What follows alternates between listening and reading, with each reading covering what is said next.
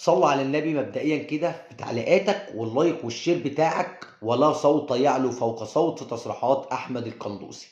مبدئيًا أتمنى الإعلام المصري يكون عنده نفس الشغف والطفرة اللي عملها، وعملها قضية رأي عام والكلام طبعًا مش شوية، ويكون عنده نفس تناول الموضوع اللي تناول بيه تصريحات اللاعب أحمد القندوسي أو ما يخص النادي الأهلي، يتناول بيه تصريحات أي لاعب أو أي شخص يخص الكورة في مصر وأي نادي بنفس الطفرة اللي أصبحت قضية رأي عام، أيًا كانت التصريحات أو أيًا كان، دي سمعة تخص النادي الأهلي لابد من خروج النادي الأهلي علينا بعد التحقيقات ببيان يثبت الحقيقة، علشان منظر النادي الأهلي بقى حاجة مش كويسة.